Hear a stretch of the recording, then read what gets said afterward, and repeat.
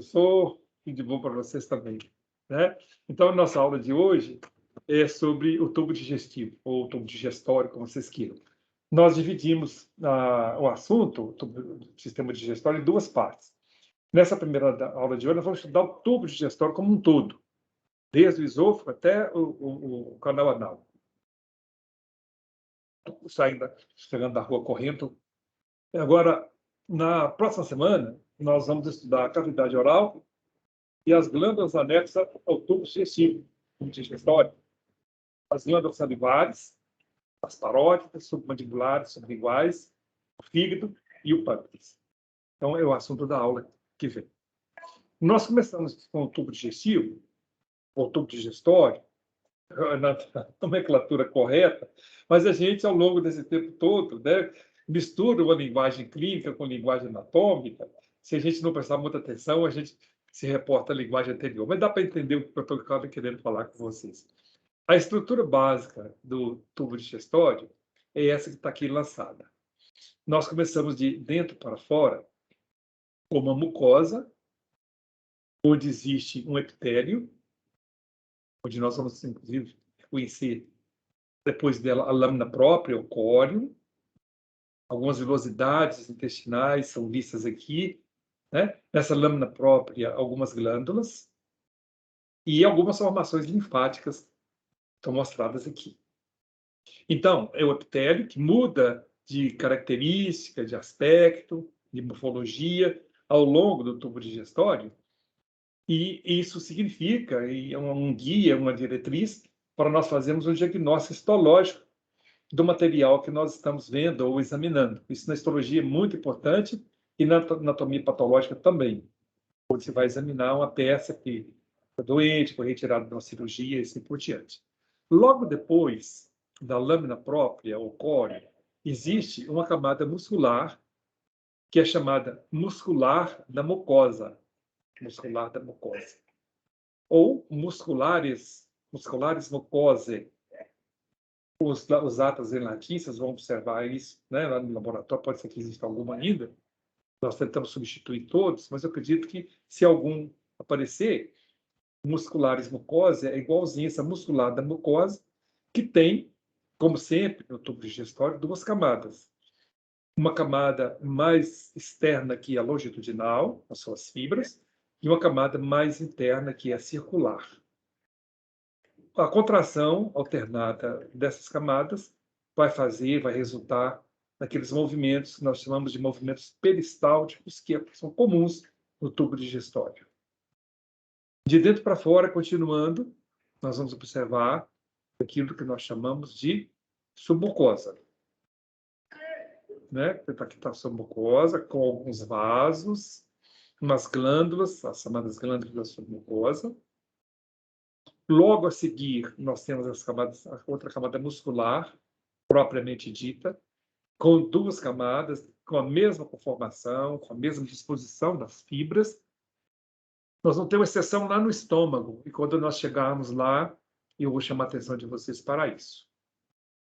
E mais externamente, uma camada que nós chamamos de serosa, que no caso do tubo digestório, nada mais significa do que o folheto visceral do peritônio. Então, a serosa do tubo digestório é igual ao folheto visceral do peritônio. Se lembre que o peritônio, como toda serosa, tem um folheto parietal, que faz limite, que está pertinho da parede abdominal, forra internamente a parede abdominal, uma cavidade peritoneal, e o folheto visceral, que faz corpo com as estruturas do tubo digestivo ou os reveste externamente, como nós vamos observar, por exemplo, em nível dos colos, dos intestinos, onde nós vamos ver uma goteira cólica e, na frente dele, separando o restante dessa goteira cólica, um folheto desse peritônio. Muito bem. Como acontece nas serosas, o pericárdio, que nós já vimos, a pleura, que nós já conhecemos, e agora o peritônio, existem células que produzem uma camada finíssima de líquido, que, aí existindo, dificulta o atrito, ou minimiza, né? Diminui o atrito entre esses folhetos. Então, está aqui, nós mostramos para vocês, o esboço do tubo digestório. É claro que esses detalhes nós não poderemos observá-los, né, ou reconhecê-los na aula prática, uma vez que eles são da alçada da histologia. Nós vamos lembrar que vão existir aqui mesos, são os 2 folhetos de peritônio que vão fixar uma alça de intestino delgado ou do intestino grosso à parede abdominal posterior. Nós vamos ver chamar quando relacionado com o intestino delgado de mesentélio e quando relacionado com o intestino grosso de mesocolo. Nós vamos observar que o tubo digestório é formado pelo esôfago, pelo estômago, pelo intestino delgado, dividido em duodeno, jejuno e íleo, e o intestino grosso, que começa lá essa junção do íleo com o seco, a junção íleo-secal. Então, nós temos a primeira parte, o seco, onde se vai juntar, vai se fixar, vai se abrir o apêndice secal ou vermiforme, o colo ascendente ou o colo direito, o ângulo hepático do colo transverso, o ângulo esplênico do colo descendente, o colo esquerdo, o colo sigmoide, o reto e o canal anal, isso numa sequência. E é exatamente essa sequência que nós vamos nos valer dela para estudarmos as estruturas do tubo digestivo. Então, é lícito nós comecemos aqui com o esôfago. Ele começa logo abaixo dessa projeção no nível da cartilagem cricoide. Você se lembra da cartilagem cricoide, né? A cartilagem cricoide, ela é continuada pela traqueia, com seus 16 a 20 anéis cartilaginosos anteriores, uma membrana traqueal mais posterior, que vai ser importante, porque ela vai se ligar ao esôfago, que nós vamos ver daqui a pouquinho, terminando lá com os brônquios principais, direito e esquerdo, com as características que nós vamos lembrar.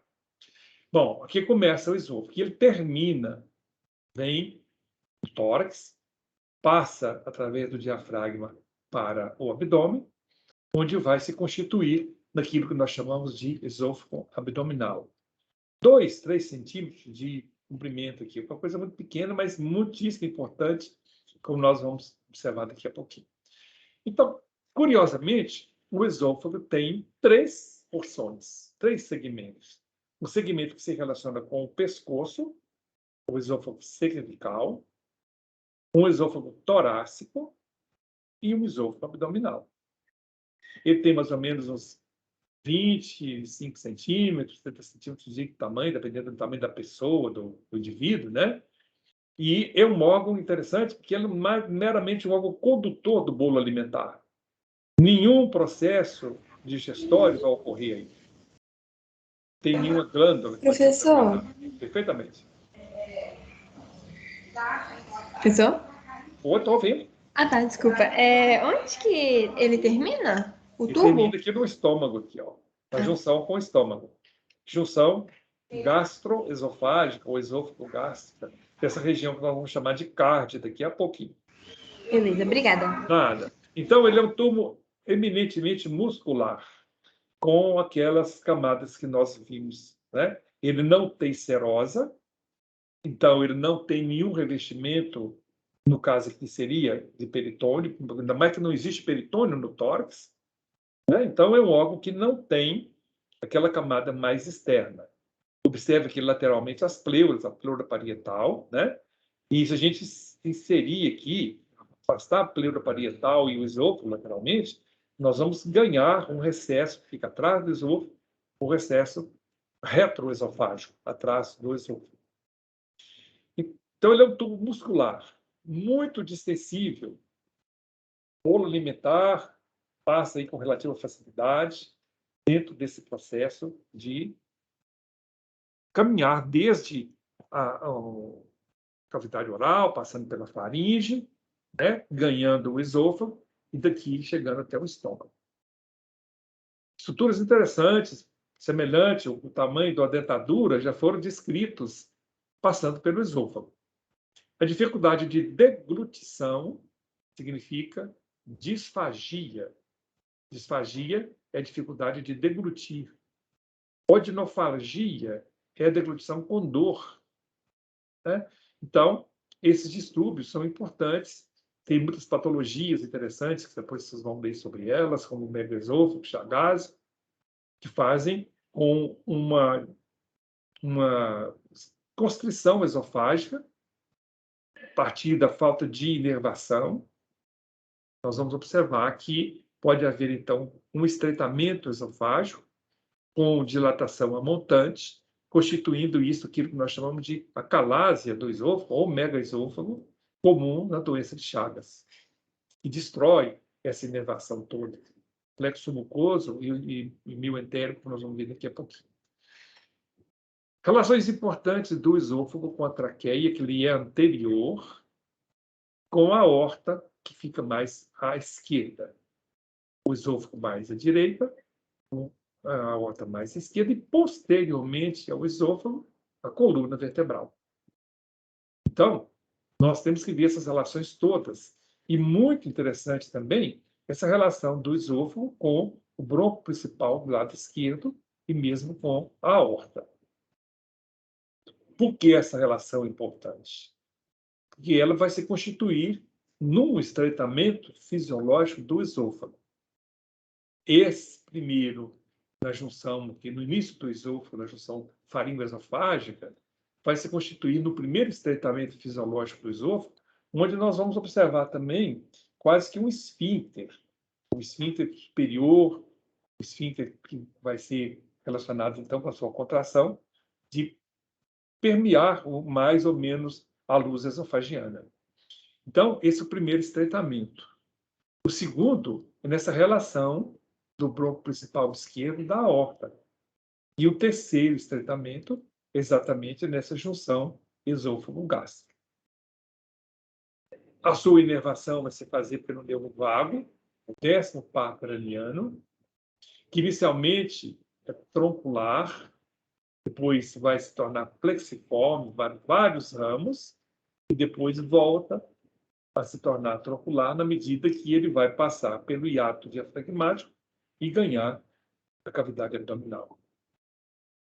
Aqui em cima, logo que nós vamos observar no arco aórtico, existe um ramo do vago que vai voltar, que vai recorrer, chamado ramo recorrente do vago, ou, mais sabiamente, mais especificamente, nervo laríngeo recorrente, que vai inervar a laringe, especificamente as cordas vestibulares não vocais. Então, esse é o nervo laríngeo recorrente. Nervo vago. Então, tem o plexo esofagiano, os troncos vagais são mais superiores e inferiores, e mais anterior e mais posterior. Nós vamos ver num slide que vai se seguir, que posteriormente nós teremos a mesma disposição dos troncos vagais e desse plexo que envolve o terço médio do esôfago. Extremamente rico em drenagem linfática, existem os tumores do esôfago que vão se propagar muito precocemente, então são tumores de relativa importância oncológica, ligados com outra coisa como ingestão de alimento quente, chimarrão, por exemplo, né? Então, é importante a gente conhecer o esôfago e continuar esse conhecimento aqui nesse slide, onde nós temos essa junção que existe no esôfago com a faringe, aqui, ó, o cricofaringe, aqui, ó, né? A primeira porção, o primeiro segmento do esôfago cervical, aqui esôfago torácico, relações com a traqueia, relações com a aorta, e o esôfago abdominal, na medida que transpõe o diafragma. Quando vamos estudar o estômago, e voltaremos a essa junção com mais detalhe. No corte sagital, então, paralelo ao plano mediano, vocês se lembrem do externo, o manúbrio, o corpo, o apêndice tifoide, as articulações externocostais, né, as costelas com externo. Lembre-se dessa segunda, a primeira costela, a segunda costela no ângulo external.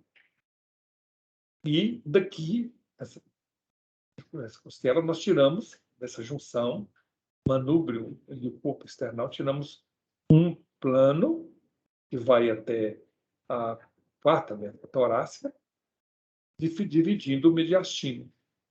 Mediastino superior, em cima disso, mediastino inferior. Aqui o pericárdio, contém o coração no mediastino médio, alguns grandes vasos também. E aqui, nesse mediastino inferior, no mediastino anterior, médio e posterior.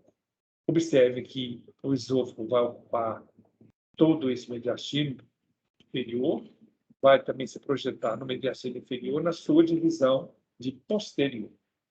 Observem as relações com os brônquios, com o arco aórtico, né? E observem a coluna vertebral. Aqui, o esôfago transpõe o diafragma para ganhar a cavidade abdominal. Aquelas relações com a traqueia, então, ele é posterior à traqueia, existindo alguns ligamentos que vão fixar, vão ligar o esôfago à traqueia. Tanto a gente pode chamar de ligamentos esôfago-traqueais ou traqueoesofágicos, mas na medida que a gente não vai se esquecer que essa ligação, ou esses ligamentos, vão se fazer a partir da face mais posterior da traqueia, que é membranácea, que é constituída por musculatura lisa. Traqueia dividida nos dois brônquios principais. Vejam o esôfago com suas camadas, uma camada muscular mais longitudinal e uma camada média circular. Essa janelinha que se faz aqui, né, tem o objetivo de mostrar a disposição das fibras. Mais externamente, ela é longitudinal, e mais internamente ela é circular. E essa junção, né, observem essa junção crínico-esofágica, a parte inicial do esôfago. Existe aqui praticamente um esfíncter. Nós temos esse esfíncter terminando lá no cárdia. Então, o músculo constritor inferior da faringe vai ser aqui identificado. Cartilagem eritenoide, corniculada, cuneiforme, né?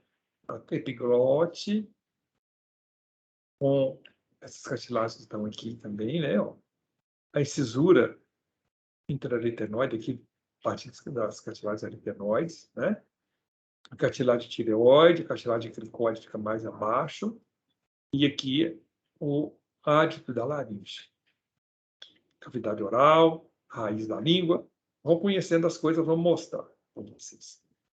Essa junção esôfago-gástrica, ela é muito interessante, porque existe aqui, nessa junção, nessa separação que se faz, inclusive do ponto de vista histológico, uma determinada linha Z. O que é essa linha Z? É um marco que vai definir um tipo de epitélio, que é o epitélio que reveste a mucosa gástrica. Então, o epitélio é formado uma mucosa é formada pelo epitélio e mais o córeo, ou lâmina própria, mais a muscular, né? O que acontece aqui? Essa linha Z faz diferença na característica desse epitélio, onde, nessa parte esofágica dele, ele não se preparou para conviver com o conteúdo gástrico, que é extremamente ácido, a partir da presença do ácido clorídrico, que é secretado em nível gástrico, né, para ativar a ação da pepsina e promover a digestão dos alimentos. Então, o que acontece? Quando existe um refluxo de conteúdo gástrico para o esôfago, a partir de uma incompetência desse esfíncter, dessa válvula, esôfago gástrico, nós vamos ter aqui uma irritação dessa mucosa, que nós chamamos de esofagite, de refluxo, que em muitos casos também é encontrada a partir daquilo que nós estamos vendo aqui, que é uma hérnia hiatal. Observe segmentos de estômago se projetando para dentro da cavidade torácica pelo relaxamento dessa abertura que existe, né? Desse hiato esofagiano.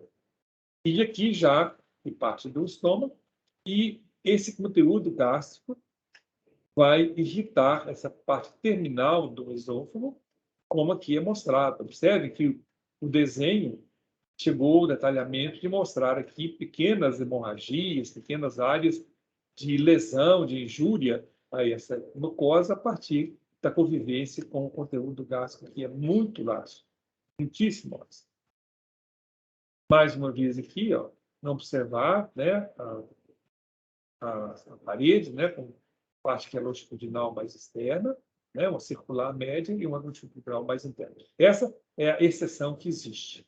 Olha a camada externa mais longitudinal, a camada média mais circular, uma camada interna mais longitudinal também.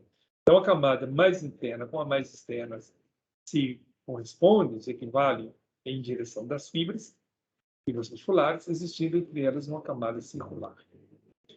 Há de vir aqui, ó, pode convir comigo, que essa inervação própria do estômago faz com que essa estrutura tenha um elevado grau de peristaltismo, exatamente para propiciar com essa movimentação o contato dos alimentos que já foram quebrados lá na cavidade oral com as enzimas que ali existem, no sentido de proceder à digestão. Então, é um órgão de reservatório, né, dos alimentos, e já também aquela digestão que começou lá com a alfa-amilase vai prosseguir aqui em nível gástrico. Existe nessa junção uma cisura cárdia. Quando nós nos referimos à cárdia, nós vamos adotar um adjetivo cárdico e não cardíaco. Cardíaco é referente ao coração. Cárdico é referente ao cárdia, que é essa região aqui, né, nessa junção do esôfago com o estômago, onde nós reconhecemos uma incisura, que é chamada de incisura do cárdio. Nós vamos ver no estômago, daqui a pouquinho, uma incisura chamada de incisura angular. Então, ressalto para vocês aqui o papel, a importância, né, que existe do estudo dessa, não só da morfologia, sobretudo da histologia dessa região, também da anatomia, mas, sobretudo, das patologias que vão acontecer aqui. No caso específico, um refluxo gastroesofágico, comum nos indivíduos mais obesos, comum nos indivíduos que têm costume de alimentar muito e logo depois do almoço deitar, no usuário franco de bebidas gasosas, também no indivíduo que deglute muito ar, tem relação com o estresse, mas surge muito no indivíduo que é estressado, mas é uma patologia muito em moda. Muita gente tem, muitas queixas nós vamos observar, e essa queimação que existe reto-external, causada por essa irritação esofágica, muitas vezes cai para a gente fazer o diagnóstico inicial numa dor precordial de origem cardíaca, numa obstrução coronariana. Então, é muito importante isso. Antes de terminar, uma curiosidade, terminar esse assunto, esses slides, aqui existe um esfíncter, o esfíncter gastroesofágico, ou esôfago gástrico, que não é, por assim dizer, um esfíncter anatômico, como nós encontramos, por exemplo, em nível do piloro. Nós vamos apalpar, na aula prática, não teremos oportunidade de ver, nós vamos apalpar uma estrutura definida, um arranjo muscular tipo da caracterização de um esfíncter, cujo relaxamento faz com que o alimento vá do estômago para o duodeno e cujo fechamento vai represar, vai estocar, vai armazenar o alimento em nível gástrico.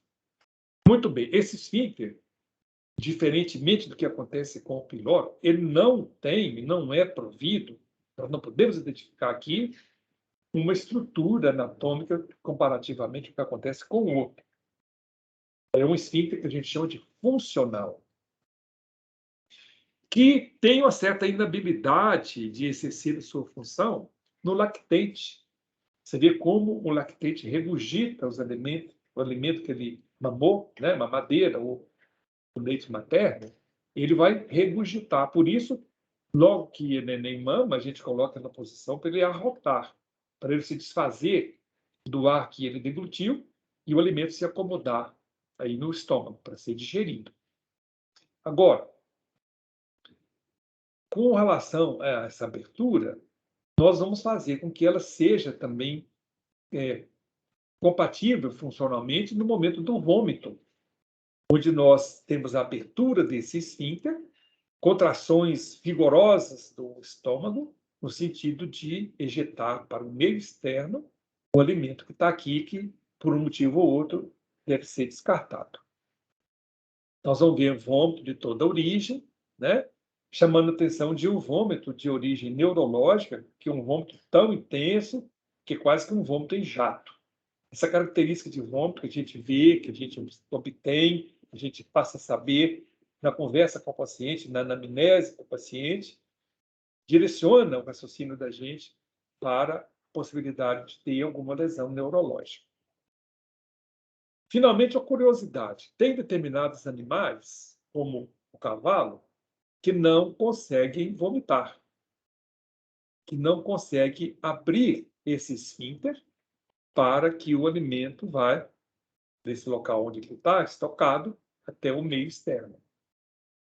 Se nós quisermos promover no cavalo os vômitos, nós podemos injetar na sua veia uma substância que seja emetizante, que é, então, emetizante significa provocadora de vômito.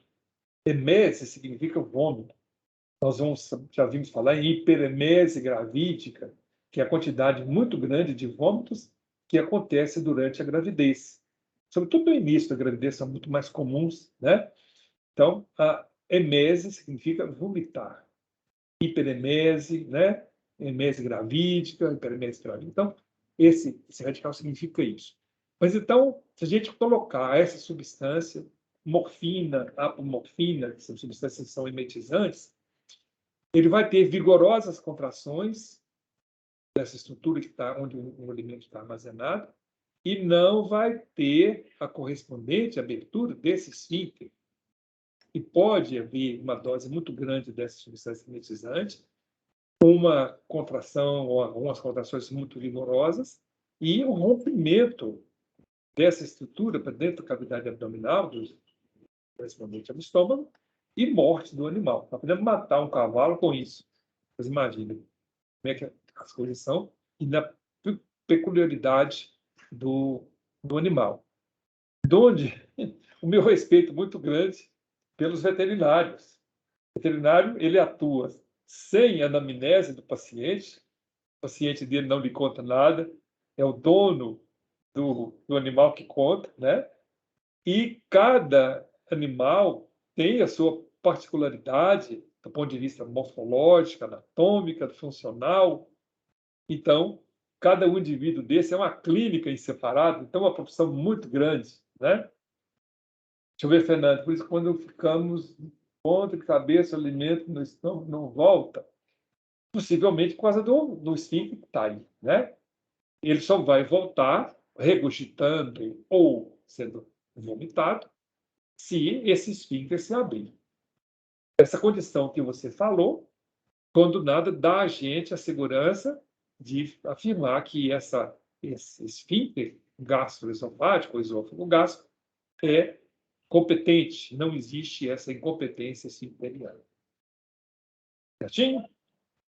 Aqui, mais uma vez, mostrando a posição anatômica, agora falando um pouco da irrigação do esôfago.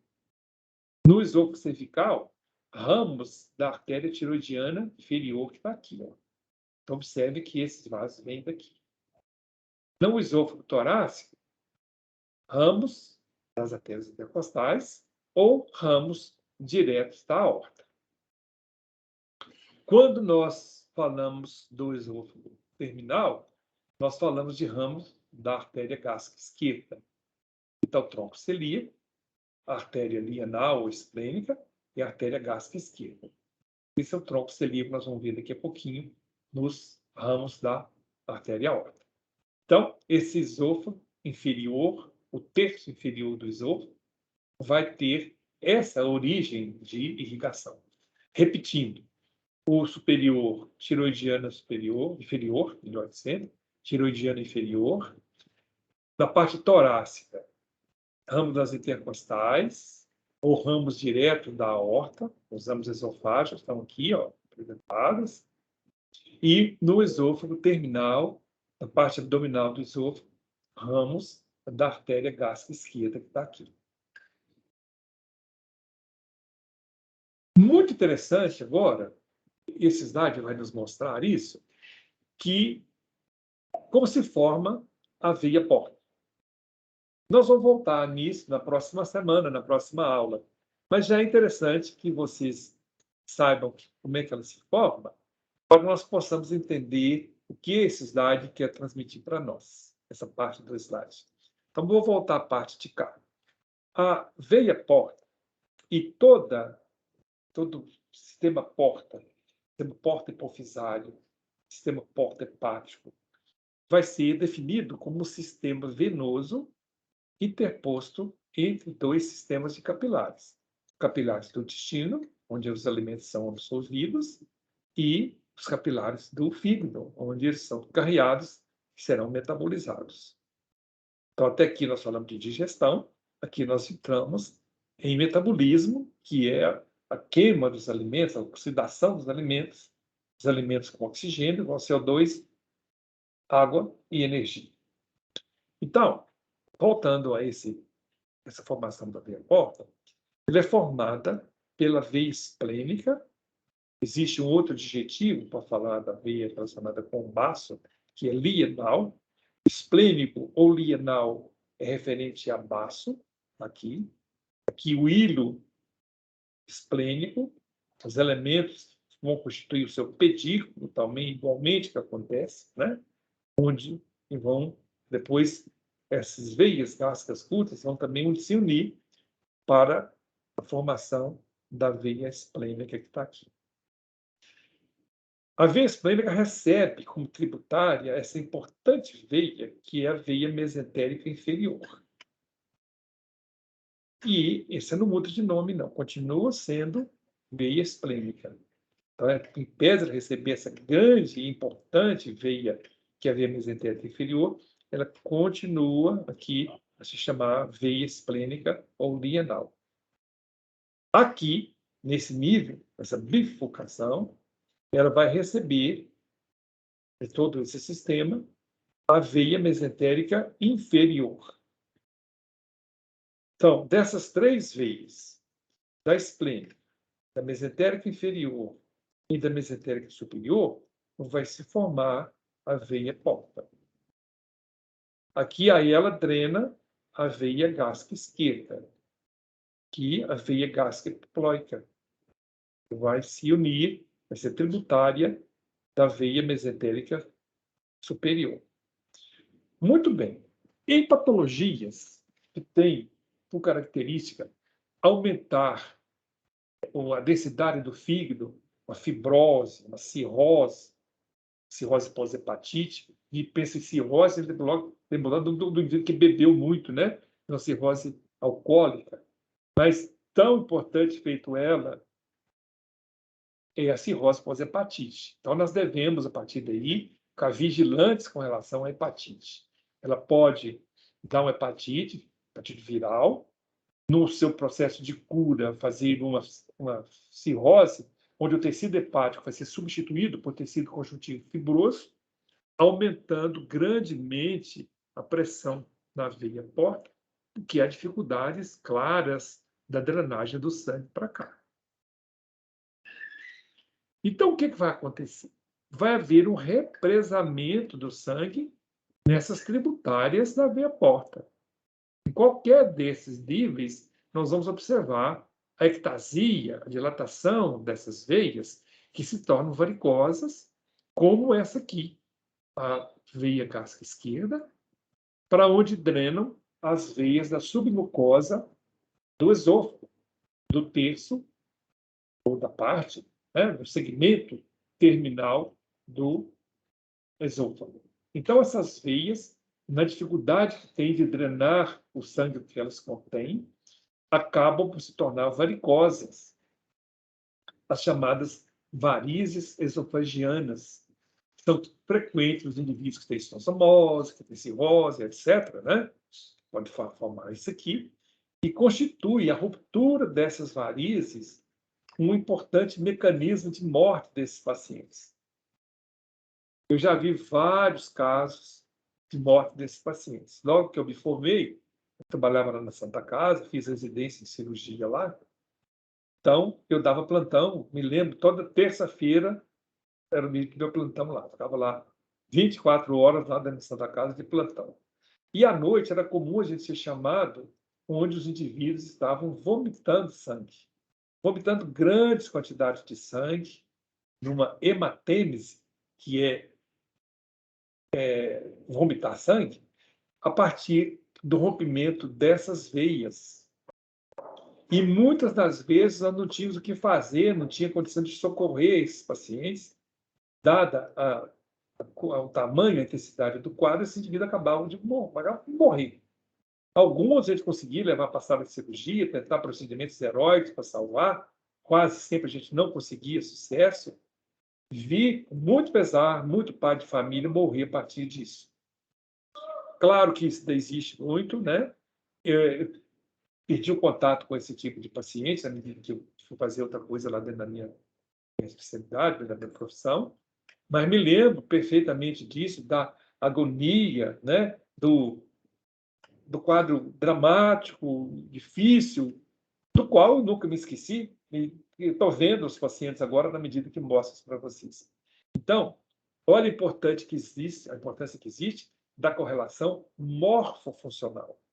Então, nós vimos aqui detalhes da anatomia, vimos detalhes da histologia patológica, da histopatologia, vimos detalhes da circulação, e a partir desses detalhes, nós podemos entender como é que se passa essa patologia. Esse é um exemplo clássico do que eu estou dando para vocês, para que a gente possa lembrar a importância dessa correlação. A gente, afinal de contas, dá vida à anatomia. A anatomia sem uma aplicação imediata, sem uma correlação imediata, ela fica muito sem gosto. Fica muito, inicialmente, até meio sem objetivo para nós. Afinal de contas, por que eu estou estudando essa quantidade de detalhes? É porque vocês, certamente, um dia vão precisar de entender o que se passa aqui, por exemplo. Tantas outras projeções que nós podemos fazer dentro das doenças do nosso corpo, seja em qualquer dos sistemas que ele aparecer. Mas essa relação dá fundamento, né? Convence vocês, acredito eu, da necessidade da gente conhecer isso aqui para entender o que se passa desse lado de cá. Também o esôfago é ricamente drenado por vasos linfáticos, seja esses linfáticos intercostais, né, para se dirigir, sejam os traqueais, paratraqueais, peribrônquicos. O que vai nesse recesso retroesofágico, quantidade de linfonodo? Por que isso é importante? É exuberante a drenagem linfática do esôfago. Por isso, os tumores esofagianos, que muitas vezes cursam sem muito sintoma, qual seria esse sintoma? A dificuldade para a deglutição. São tumores obstrutivos, muitas vezes cirróticos, que fecham a luz esofagiana, impedindo que o indivíduo vá deglutir. Então, nesse caso, a gente já tem um marco, um direcionamento para a gente fazer o diagnóstico dessa patologia. Fora disso, não. Muitas vezes, quando a gente vai observar e vai diagnosticar esses tumores, eles já se metastizaram, já se disseminaram para esses linfonodos, praticamente retirando a possibilidade de cura desses pacientes. Então, ela é importante para a gente entender por que precocemente os tumores do esôfago dão metástase e por que, em geral, quando descobertos, e eles já têm um prognóstico mais reservado, um prognóstico pior, numa perspectiva de cura praticamente inexistente. Então, essas relações são importantes. Vejam que essas relações desses do cardio, como é que são importantes nessa relação, dessa junção entre o esôfago e o estômago. Voltando a falar da inervação, observem o tronco vagal anterior, plexo vagal e o tronco vagal anterior. Eu prometi a vocês mostrar que isso se faz da mesma forma posteriormente. Olha o tronco vagal posterior, a sua parte mais superior, onde ele se torna plexiforme, vários ramos, e quando depois ele se torna novamente troncular, que está aqui. Qual a ação desse 10º par craniano, que nós chamamos de vago, ou de nervo vago, sobre o tubo digestório?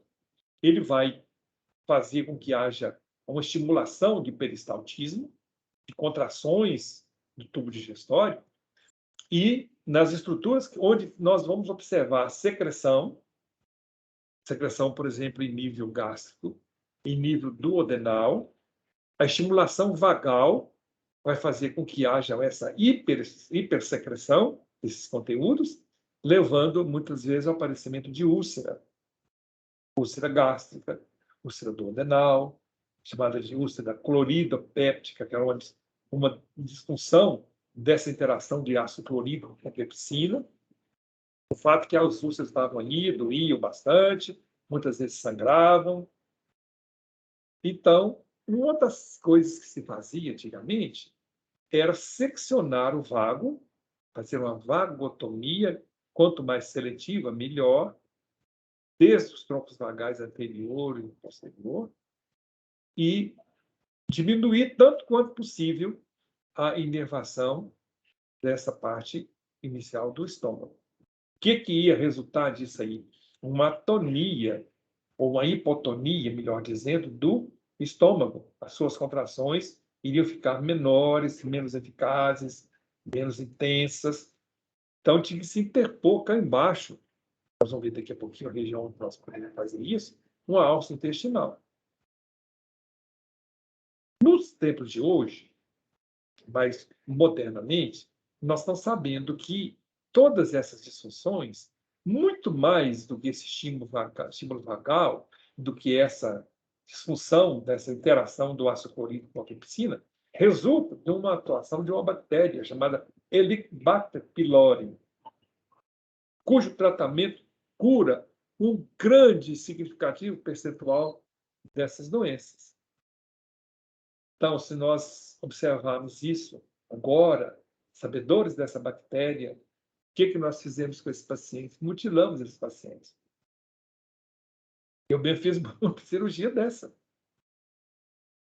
Claro que hoje eu estou sentindo de ter feito isso, mas aquilo que se fazia nesse momento era o que se tinha do ponto de vista terapêutico. Não se conhecia Helicobacter pylori. E esses pacientes tinham úlceras que não cicatrizavam. Os tratamentos que a gente tinha, fazia tratamento clínico bastante, muito tempo. Chegando a indicar uma vez, existia uma indicação social para essa cirurgia, que os pacientes que não tinham condição de comprar o remédio, não tinha farmácia popular, não tinha a oportunidade da gente doar, muitas vezes, os remédios para os pacientes, né? Santa Casa tinha, depois saía de lá, o Santa Casa dava para eles alguma coisa, de remédio para levar e tudo, mas eram tratamentos longos. Então, voltavam. Você tomou o remédio? Tomei não. Por quê? Porque eu não tinha dinheiro para comprar. E a úlcera estava lá. Então, você fazia cirurgia para tentar cicatrizar a úlcera. Daí você vê como é que as coisas andavam. Mas hoje a gente faz isso. Então, existe o vago, lateralmente o tronco simpático, vagal, né? E vamos em frente. O estômago está aqui, seguindo essa junção do esôfago com o estômago, essa forma absolutamente característica, mas que muda um pouco com o biotipo, desde o brevilíneo, onde os autores chamam isso aqui de Chico de novilho. Eu que trabalho muito com roça, gosto muito de roça, sou um roceiro por definição, né? nasci no interior, meu umbigo está lá, guardado, reservado, minha família está lá, ambiente rural, né? Conheço muito novilho, né? Mas o chifre do novilho não é uma coisa tão semelhante assim. Desde isso até o estômago normotônico, até uma tonia, uma hipotonia do estômago, mesmo uma tonia do estômago. Olha onde o estômago vem parar, na pelve. Está aqui o estômago na sua forma totalmente diferente dessa forma que a gente poderia dizer que é a forma mais frequente, que é o normal em anatomia. O que é o normal em anatomia? É o estatisticamente mais frequente. Então, o estômago tem uma face anterior, fácil da gente entender, uma face posterior, você não pode imaginar, uma grande curvatura, olha ela toda aqui, ó, uma grande curvatura, uma curvatura maior, grande curvatura, uma pequena curvatura. Pequena curvatura. Aqui nós temos essa junção do esôfago com o estômago, e essa junção se chama de cárdia, região do cárdio. Acima dela, em nível de uma incisura que tem nessa transição de esôfago para estômago, incisura do cárdia, nós temos uma região do estômago mais superior, usualmente preenchida por ar, que é chamado de fundo gástrico. Fundo. Cárdia, fundo. Daí para baixo, nós temos o corpo gástrico. Temos nessa junção do corpo gástrico com a região pilórica uma incisura. Está aqui a cisura angular, que é essa aqui. Ó. Cisura angular. Formação de um ângulo. Cisura angular. Então, se nós fizermos um traçado, um plano divisor, para aqui está corpo e para cá está a região pilórica. Dividida a região pilórica em antropilórico, essa região inicial, antessala, e um canal pilórico que se dirige para o esfíncter pilórico, que marca o piloro, ou piloro, como queiram, que marca essa junção, essa transição de estômago para duodeno. Aqui está o piloro. O esfíncter verdadeiro, que a gente pode apalpar.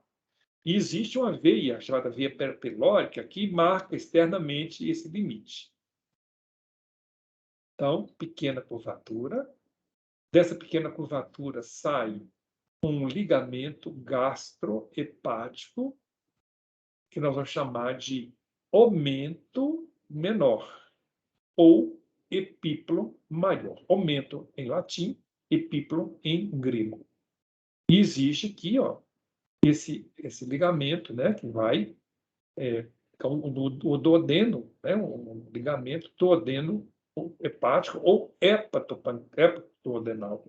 Eu prefiro o hepatoduodenal do que hepatoduodenal. Acho que o hepato mais cacofônico, mais feio, né? Então, hepatoduodenal. Mas ele pertence, na verdade, a esse conjunto que nós chamamos de aumento menor. Relativamente à grande curvatura do estômago, que também vai sair um aumento, mas que vai ligar o estômago ao colo transverso. Ligamento gastrocólico, ou aumento maior, ou epíplo maior. Nós reconhecemos aqui o baço, nós já vimos. O intestino grosso, aqui com um ângulo hepático, ângulo esquerdo do colo, aqui o colo transverso. Vimos aqui mais posteriormente o rim, o fígado, vesículo biliar, cujas partes, fundo, corpo, colo, duto cístico, nós vamos ver na próxima semana com mais detalhe. A mucosa do estômago é totalmente preguiada, porque ele é um órgão muito distensível, então esse aspecto nós vamos ver, e que hiperemia, que se avermelha com essa facilidade. Tem, inclusive, na medicina psicossomática, um relato interessante, que o indivíduo fez uma fístula gástrica, não sei se levou um tiro ou uma facada, o que foi, de certo modo, tinha aqui uma gastrostomia. Estômago significa boca. Cavidade do estômago se continuava com o meio externo através de uma comunicação de um estoma. Então, o indivíduo podia colocar aqui o endoscópio, muito tempo atrás, foi descrito esse caso, e ver essa mucosa gástrica mudando de coloração, a partir, por exemplo, de indivíduos quando ele estava mais tenso, quando ele estava mais tranquilo. Isso são fatos que são relatados nos textos de medicina psicossomática. A psicossomática é uma interface entre a medicina, né, e a psicologia ou a psiquiatria, com aquelas alterações emocionais se projetando, se mostrando do ponto de vista somático. A úlcera é um deles, a asma brônquica, a taquicardia, a cistite, a colo irritável, são doenças que são pertencentes a esse tipo de problema. Então, aqui está o piloro. O esfíncter piloro marca o estômago, esse limite do estômago, com o duodeno, com a sua primeira porção, chamada de bulbo duodenal. As glândulas que produzem a pepsina e o ácido clorídrico,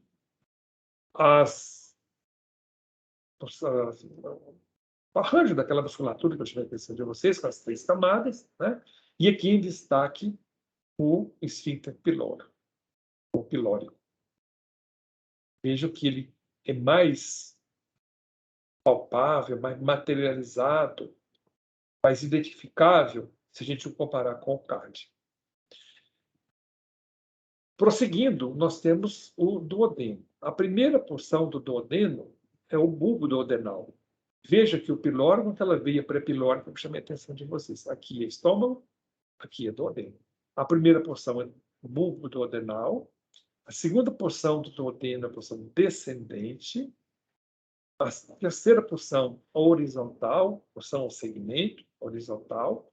E a quarta é o segmento ascendente, que vai terminar nessa junção com o jejum, cujo nome significa vazio, em jejum. Usualmente, o conteúdo do jejum é praticamente nada, ele se mantém, se apresenta vazio. Então, as 4 porções, 4 segmentos, que se arranjam constituindo um arco duodenal, onde vai se encaixar a cabeça do pâncreas. Essa estrutura aqui em amarelo, lembrando a língua de um cachorro, né? Cabeça, corpo, cauda do pâncreas. Cabeça, corpo, cauda do pâncreas. Então, está bem claro aqui para nós essa relação da cabeça do pâncreas com o arco duodenal, a cabeça encaixada aí, da mesma forma desses vasos mesentéricos superiores, com a segunda porção, a terceira porção do duodeno, a porção horizontal, a artéria mesentérica superior e a veia mesentérica superior. Eles formam um mecanismo, uma pinça, com a aorta que está mais posteriormente, esses vasos mesentéricos mais anteriormente, e insinuando-se entre eles a terceira porção do duodeno.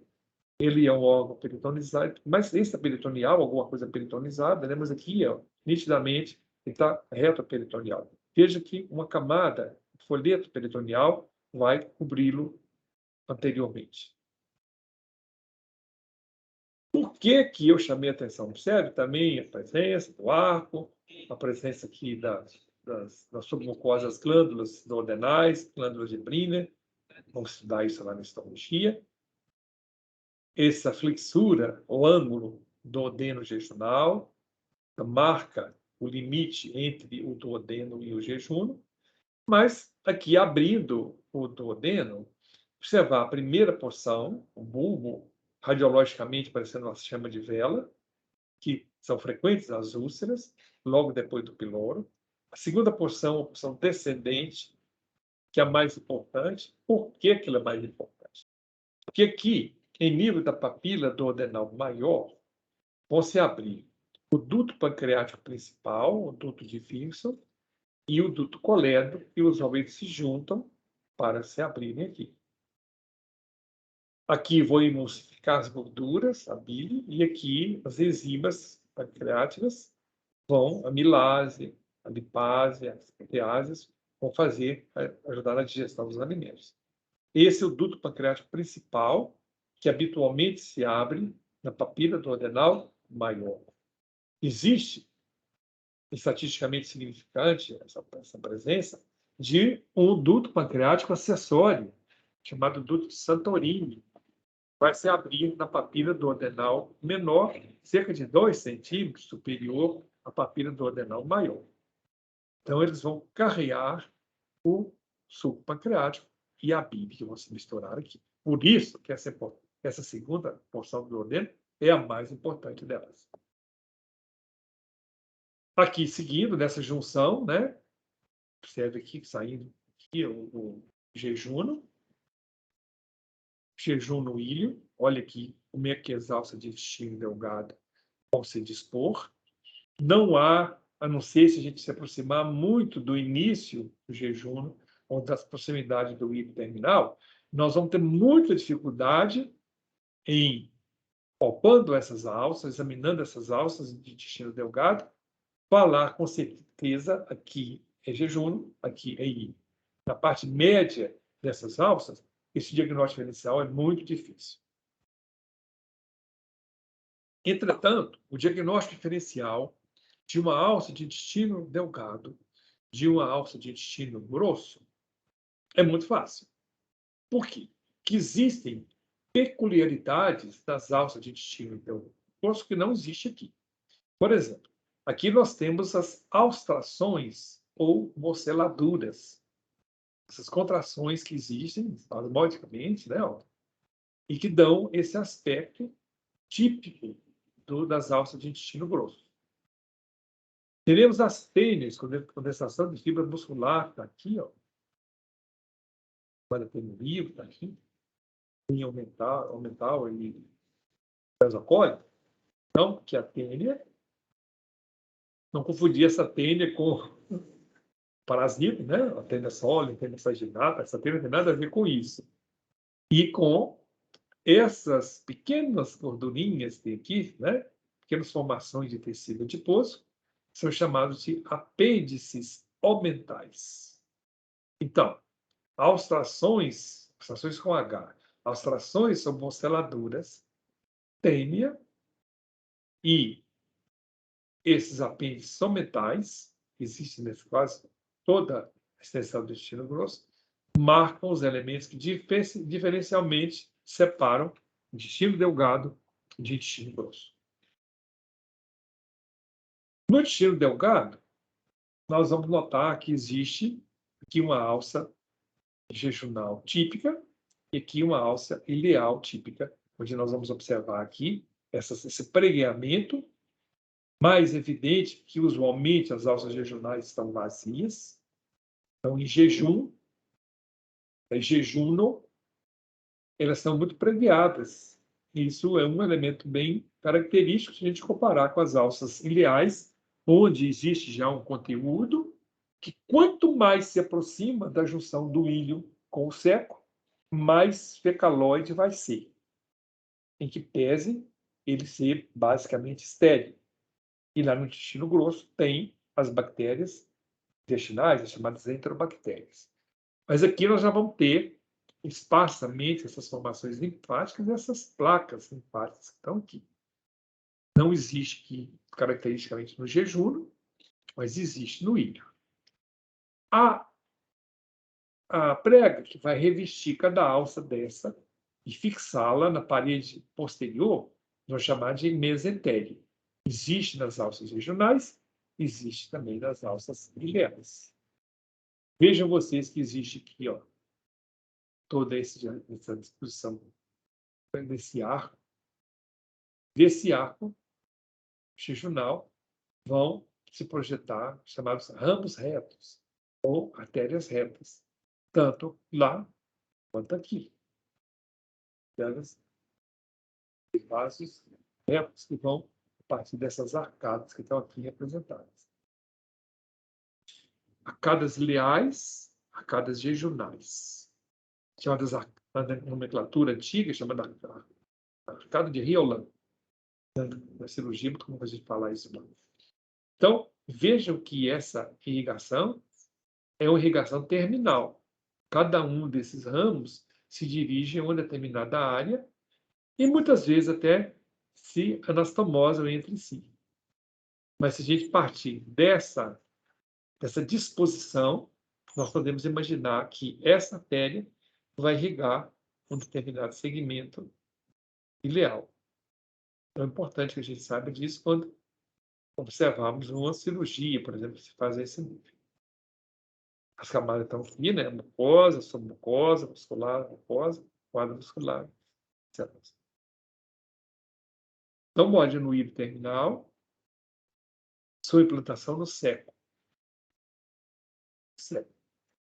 Primeiro segmento do intestino grosso, onde vai se implantar o apêndice secal ou vermiforme, que não tem, até o momento, uma função conhecida e que pese ele portar, ele ser portador de uma grande quantidade de informações linfáticas. E talvez alguma ligação desse apêndice com a defesa. Que existe a artéria pendicular, o mesoapêndice, isso aqui é drenado, é ligado, melhor dizendo, no primeiro etapa dessa cirurgia. Faz a ligação desse mesoapêndice, continua fazendo a cirurgia totalmente aqui do apêndice e prosseguindo com essa operação.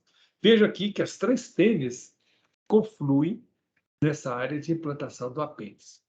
Olha aqui como ele está. Que é a artéria pendicular, mesoapêndice, né?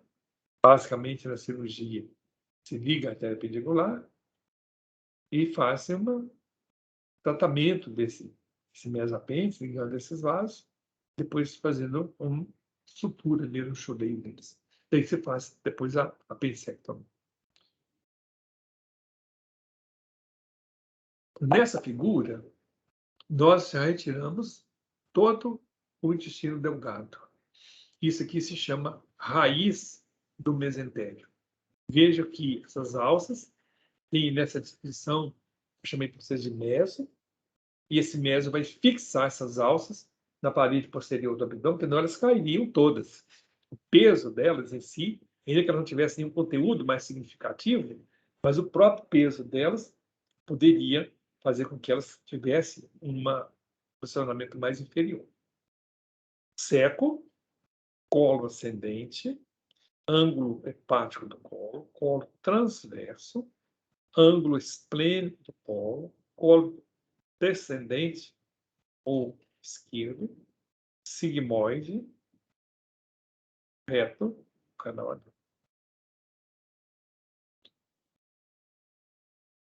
Aquele esfíncter chama a atenção de vocês, né? O esfíncter entre intestino delgado, terminal, o íleo, com o apêndice secal. Então, isso é mostrado. Esse apêndice tem informações linfáticas importantes, a gente atribui alguma formação de defesa para ele, né? Mas é um órgão que a gente pode retirar sem problema, como que foi feito. Mas ele tem várias formas. Tem esse apêndice radicecal, que é mais comum. Mas, olha a quantidade, onde é que ele vai? Onde é que ele vai se situar? Pertinho do fígado. Nos sítios inversos totais, ele pode ficar mais à esquerda. Então, vale muito mais a gente conhecer a clínica, que propriamente ficar falando do que ele pode fazer. Você, então, o intestino grosso cito, né? Seca. Também. Colo transverso. Colo descendente. Colo sigmoide. O reto. Canóide. Essas são as divisões do intestino grosso. Quando nós voltamos lá um pouquinho lá para cima e vamos seccionar esse ligamento hepatoduodenal, tirando uma janelinha nele, nós vamos reconhecer três elementos importantes. Mais posteriormente, a veia porta, mais à direita, a artéria hepática, e pouco mais à esquerda, as vias biliares. No caso aqui, o duto hepático comum, quando recebe o cisco, duto colético. Então, isso em tempo de Páscoa, não tem nenhum problema maior, né? Infecção nem nada. É interessante que a gente conheça que exista isso, né? Mas essa dissecação que foi feita aqui, ou essa que a figura nos mostra de preparação dela, foi exatamente para mostrar a tríade portal, é a sua formação. A irrigação do estômago, né? Que o flóculo celíaco, artéria hepática comum, artéria hepática própria, artéria gastroduodenal, artéria gástrica esquerda, artéria gástrica direita, que vão se unir. Intussuscepção, eles vão seus ramos vão se anastomosar. Vocês vão ver lá uma palavra lá no livro latim, no latim, intussuscepção.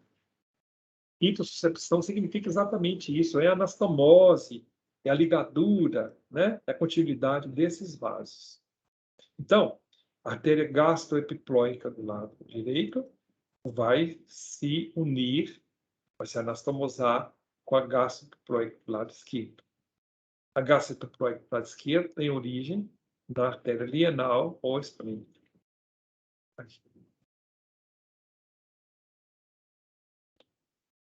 Irrigação do intestino delgado, que eu falei de vocês, né? Vamos ver tudo, parte da mesentéria superior.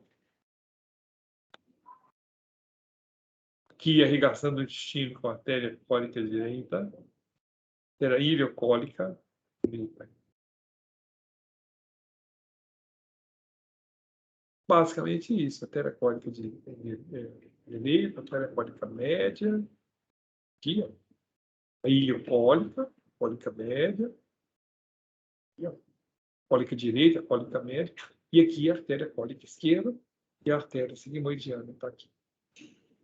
Vamos ver isso na aula prática, identificar isso lá. Nós já vimos isso, a formação da veia porta, né? A veia gastroepiploica do lado direito, esquerdo. Oi? Pode falar? Aqui na aula, na aula prática que a gente teve na semana passada, a aula era para a gente estudar tórax, cavidades, paredes e tal, né? Mas, como o cadáver já estava lá aberto, bonitinho e tal, e já tinha lá as tripinhas dele, a gente foi fuçando. Vocês foram adiantando a aula, né? A gente foi, o trem estava lá, a gente foi dando uma olhada, né? Já aproveitando. Claro, isso é bom, né? Essa curiosidade é boa para a gente aprender. E o que vocês acharam? Eu achei bem interessante, mas até agora a gente ficou assim debatendo sobre a parte do intestino. Até hoje a gente não entendeu o intestino grosso e o intestino delgado. Mas essa é a hora. É a hora da gente entender agora. Vamos voltar lá? O intestino grosso é o intestino delgado. É aquele que parece um monte de linguiça, né? Salsicha. Muitas alças, né? Parece que tem aquele tecido, aquela pelinha, né? Grudando ele no fundo, né? Isso mesmo. Tá, então o que a gente estava fuçando era o delgado, beleza. Agora, olha bem, o intestino grosso, ele faz com que uma moldura em toda a cavidade abdominal, ele sai cá debaixo da direita do seco, sobe, faz lá em cima, ele faz o colo transverso, volta o colo esquerdo, o colo sigmoide, e como se estivesse moldurando toda a cavidade abdominal. Quer ver aqui, ó? Olha aqui. Eu faço uma moldura, ó. Tá vendo? Aqui está a cavidade abdominal aqui dentro, ó. O seco, colo ascendente, o ângulo hepático do colo transverso, o ângulo esplênico, o colo esquerdo, o sigmoide, um excitado, né? Aqui, ó, o reto e o canal anal. Nesse intervalo aqui, ó, nesse lugar aqui, que vocês vão observar as alças de intestino delgado. Aqui. É isso que nós estamos falando aqui. Vocês viram com essas estruturas aqui, não é? Ó, vocês pegaram lá, né? Esses são alças de intestino delgado, sem dúvida. Mas esse aqui, ó, olha como é que ela forma essa moldura que eu chamei a atenção de vocês, tá vendo? Olha aqui, tá bem claro que ela continua aqui, ó.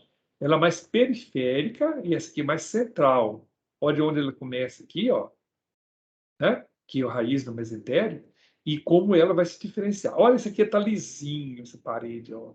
Não tem essas contrações, essas austrações homoceladuras, não tem a tênia, não tem esses acúmulos de gordura, que são os apêndices epiploicos. Só existe alça de intestino grosso.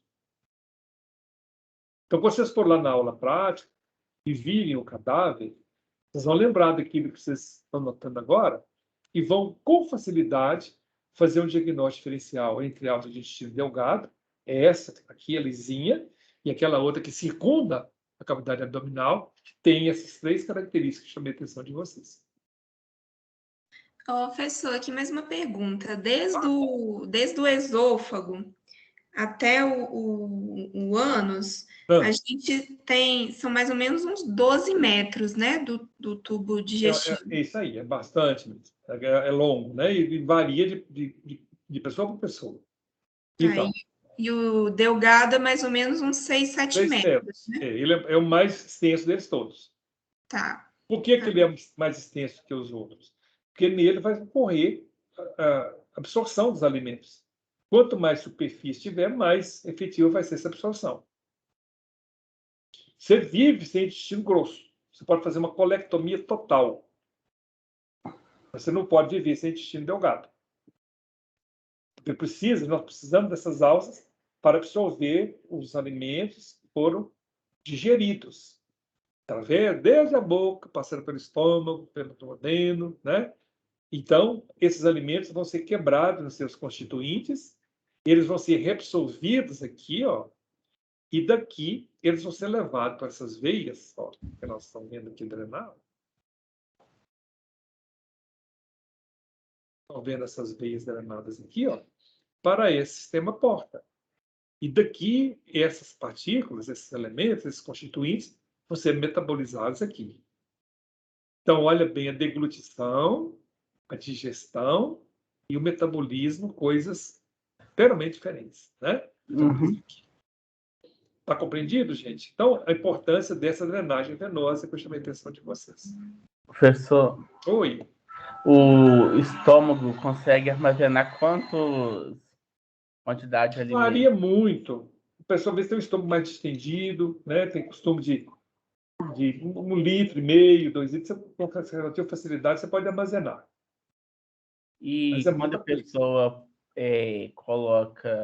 faz a cirurgia que reduz o estômago, reduz o estômago, aí a pessoa quer emagrecer, mas depois ela engorda de novo. Isso pode ser alguma... O que acontece? O esôfago pode expandir um pouquinho depois, mais um pouquinho, não para o que era, mas pode voltar a ter uma cavidade um pouco maior, a partir desse estímulo constante de alimento que vai caindo e vai dilatando.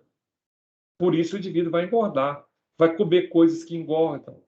Então ele deve ter um regime especial para isso. E com isso ele mantém o peso que ele ganhou, né? Tirando fora aquilo que era o peso que ele perdeu, 30 quilos, 40 quilos, ou até mais, que vai, no futuro, ou fazer uma lesão cardiovascular, ou vai acabar com os joelhos da pessoa. Eu não sei se tem um outro assunto que não sei se sabe qual, quando a pessoa faz aquele procedimento que põe o balão dentro do estômago. Aquilo é transitório, né? Pôr o balão para poder perder um bocado de peso e tentar se reeducar do ponto de vista de dieta. Evidentemente, o auxílio, né? A colaboração de um nutricionista, assistência, às vezes, de um psicólogo. Então, vai se adaptando a conviver com essa dieta, que para ele é importante no sentido de perder peso. Um negócio que você estava falando sobre o intestino grosso ou delgado, quando a pessoa ela tem que tirar o tumor do intestino e a absorção dela diminui. Aí ela tem que... Aí como que funciona quando a pessoa tem um câncer no intestino e a absorção diminui? Bom, felizmente, os tumores de intestino delgado são muito pouco frequentes. Muito pouco frequentes. Se a gente comparar com o tumor de intestino grosso, que é muito frequente. Então, sem o intestino grosso, você pode ver quase sem ele todo. Mas, claro, você vai limitar aquilo que você vai tirar ao tumor e com uma margem de segurança. Os linfonodos que têm que ser tirados também para você tentar curar o paciente. Mas tem casos, tem doenças, por exemplo, a retocolite ulcerativa, que é uma doença que ulcera essa mucosa do intestino grosso, causa hemorragias, infecções, uma série de complicações. Aí tem casos que tem que fazer quase uma colectomia total. Colectomia, ectomia, significa retirada de colo do intestino grosso. Então, a retirada desse segmento do colo todo Claro que o indivíduo vai ter sempre de estar muito atento ao momento da sua hidratação, porque uma das funções do intestino grosso é a reabsorção de água. Por isso, quando existe uma infecção do intestino grosso, uma colite, bacteriana ou não, o que vai acontecer? Diarreia. Por causa de que diarreia? Porque a habilidade do intestino grosso em absorver líquido acaba. Então, a diarreia é uma consequência natural dessa irritação, da impossibilidade dessa absorção na plenitude que é necessário, e então aparece a diarreia, que vai perder água, vai perder eletrólito, vai desidratar a pessoa. Faz parte desse quadro infeccioso intestinal. Mas tem gente que tem essa retocolite ulcerativa, que é uma doença, para muitos, uma doença autoimune, mas que tem um componente emocional, tem um perfil emocional desses pacientes, e é uma doença muito grave.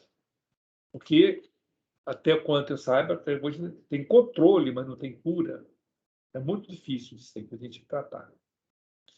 E uma outra dúvida, qual que é a função do bolo fecal quando... Então, o bolo fecal é as fezes que vão ser preparadas para ser expelidas. Né? Então, elas vão ficando ali no colo esquerdo, no colo sigmoide, elas estão ali paradas, vai ser reabsorvida a água, elas vão ficando mais consistentes e vão adquirir a forma de um bolo. Quanto mais líquido for reabsorvido, mais densas, mais petrificadas vão ser essas fezes. Por isso que a gente fala que, para tratamento da prisão de ventre ou constipação intestinal, a primeira coisa importante é tomar muita água. Você compensar essa água que foi absorvida dentro da necessidade do seu organismo, do seu corpo, que acabou por tornar as fezes mais desidratadas, mais petrificadas, e formando o bolo fecal, que tem uma dificuldade toda especial em ser eliminado. Isso é muito comum, por exemplo, no megacolo, quando tem essa obstrução ao trânsito, né, do fecal. O indivíduo que passa aí uma semana sem evacuar, é comum, a gente vê as pessoas fazem isso, cuidar, que dentro dessa perspectiva de saúde, a evacuação de tanto em tanto tempo, diariamente, de 2 em 2 dias, para que haja impedimento de formação desse bolo fecal, é muito importante. Então, água é um senhor medicamento para nós, é uma dádiva que Deus nos deu para a gente poder compensar todo o nosso metabolismo, toda essa estrutura, e que o intestino grosso, na medida que tem uma função de reabsorver, na medida que vê que está faltando água, ele vai reabsorver água. Certinho? Certinho. Então vamos em frente, está quase acabando a aula. Olha aqui essa drenagem venosa, nossas veias jejunais, né? Vai constituindo a veia mesentérica superior. Aqui, ó, as alças ileais e jejunais, e a formação da mesentérica superior. Aqui, o colo esquerdo vai drenar mais para a veia mesentérica inferior, que vai se juntar na esplênica, depois de se juntar na mesentérica superior, formando a porta. Observe que já, ó, a drenagem venosa do reto, do canal anal, está aqui mostrado para vocês. De um lado, a irrigação, desde a artéria mesentérica inferior, com a artéria retal superior, artéria retal média, artéria retal inferior, às vezes ramo da artéria pudenda, e aqui, a drenagem da veia retal inferior, veia retal média, veia retal superior, algumas formando a veia ilíaca e outras já na mesentérica inferior, indo diretamente para a veia externa. O que acontece nisso aqui? Quando tem uma dificuldade muito especial de drenagem desse sangue, esses plexos estão mais aqui, os hemorroidários externos e internos vão formar as hemorroidas. As hemorroidas nada mais significam do que varizes das veias que constituem esse plexo hemorroidário, externo e interno, a semelhança que acontece com aquelas veias esofageianas. Também aqui a drenagem linfática é muito importante, a riqueza linfonodal. Vejam como eles se agregam, olha a quantidade de linfonodo, tanto que numa cirurgia É importante a gente reconhecer esses troncos, fazer essa análise desse material, para a gente ver a possibilidade de cura, né? A inervação do estômago com o vago, os troncos vagais. E aqui, finalmente, esses plexos nervosos autônomos, que vão ser submucosos e mioentérico. Submucoso de Meissner ou mioentérico debaixo do músculo de Auerbach. O que esses plexos vão fazer? A indução do peristaltismo. Existem crianças que nascem com uma população desses neurônios muito baixas. E esse segmento do intestino que não tem essa inervação acaba por se contrair muito e formando aquilo que nós chamamos de megacólon congênito, doença de Hirschsprung. Então, tem que se fazer uma cirurgia retirando esse segmento intestinal que não tem uma população neuronal importante, faz biópsia, um patologista vai identificando, até quando ele começa a aparecer e ligando um segmento intestinal no outro. Isso não é tão raro como a gente imagina. Em enfermarias de neonatologia, muitas vezes aparecem esses casos aqui que o cirurgião infantil vai operar. Então, o único tratamento que tem é a ressecção desse segmento. A aula de hoje é essa, né? Uma aula longa, muita matéria, muita coisa, muito detalhe, como sempre. Mas alguma dúvida que tiverem, nós vamos voltar a alguma coisa dessa irrigação, dessa drenagem venosa, lá na próxima aula, próxima sexta-feira. E qualquer dúvida que tiver, vocês me falam. Desejo um bom fim de semana. Desejo uma chuvinha para nós. Está fechando, né? Para a gente. Parece que hoje à tarde vai dar uma chuvinha para nós. Aqui choveu agora. Choveu agora? Que coisa boa. Choveu e não foi pouco, não. Eu estou ficando com inveja de vocês.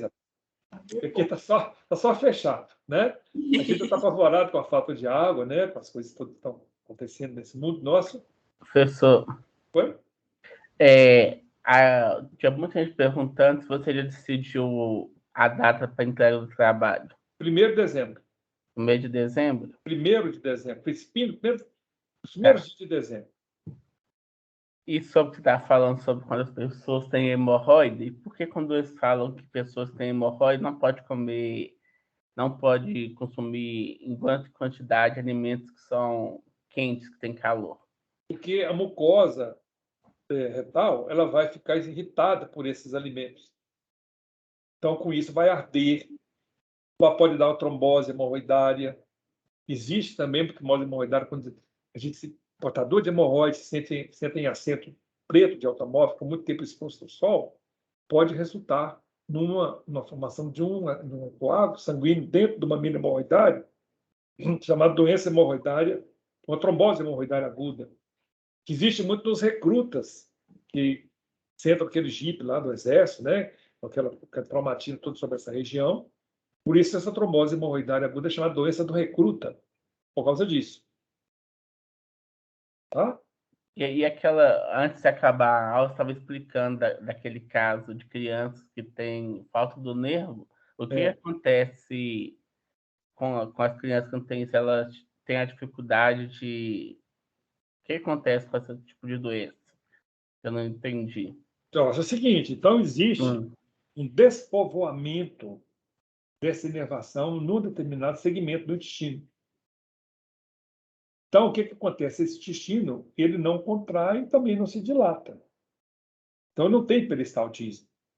Então, existe uma obstrução ao trânsito. Já depois que ele nasce, já existe a quantidade de mecônio dentro do intestino. O que acontece, então? Se diagnostica essa obstrução intestinal, se drena. Antigamente, fazia um abocamento do intestino, fazia uma colostomia. Hoje se faz, um cirurgião competente faz a cirurgia sem abrir o abdômen, através do reto, e faz essa biópsia, e faz essa anastomose, a ressecção da anastomose. Eu estou por dentro disso tudo. Minha netinha, a única netinha que eu tenho, tem essa doença, operada. Inclusive, ela está internada com todo problema intestinal para essa menininha é maior do que os outros, porque ela está com infecção, tem uma gastroenterite, recentemente está de modo jardim, está com 2 anos, está internada, tem uma semana que está internada com esse problema. Já está melhor, já está reagindo, teve uma desidratação, é exatamente por conta disso, que não teve nesse segmento do intestino a inervação e, consequentemente, o peristaltismo. Teve que ressecar, depois juntou as duas partes do intestino que tinha o neurônio, e ela está bem, está boa, se Deus quiser, tá, mas é uma coisa transitória, que ela é mais suscetível de ter problema com os outros. Mas a vida é assim, né? Nós vamos vendo. As coisas não acontecem só no vizinho, não. Acontece nas nossas famílias, nos nossos conhecidos, né? Volta e meia a gente vai vendo esse tipo de problema. Laura, a aula de reposição do dia 20 é às 7 horas da manhã, uma quarta-feira. Próxima quarta-feira. É o horário que a gente já programou para vocês. Eu já fiz as 2 reposições para enfermagem, já fiz uma para vocês, agora é outra. Nós estamos lá quarta-feira, vamos aguardar madrugadas. 6h30 para a gente ter aula 7. Essa aula você vai citar o digestório 2 na sala repositória ou você vai dar na sexta-feira? Eu não lembro, Lucas, o que eu programei. Então parece que é digestório 2. Tenho quase certeza que é. Então, quarta agora você vai repor a aula. Então, Porque nós começamos 2 semanas mais atrasadas, né? Vale dizer, quando a gente tem uma aula por semana, 2 aulas. Então, eu estou repondo essas aulas que nós deixamos de dar nessas 2 primeiras semanas. Eu já fiz uma reposição, agora vou fazer a outra reposição no dia 20. Então, tá bom. Combinado? Espero que todo mundo esteja aqui, né? Hoje eu levantei 6 e pouquinho da manhã para tomar a vacina, começou às 8, fui ser vacinado às 9h30 da manhã. Fiquei lá na fila, confusão danada, mas tomei a minha 3ª dose da vacina. Graças a Deus, estou vacinado. Então, estou com inveja da Cesta do Buriti, que está chovendo, já que ela chega aqui para nós também. Um abração para vocês. Obrigada, professor. Tchau.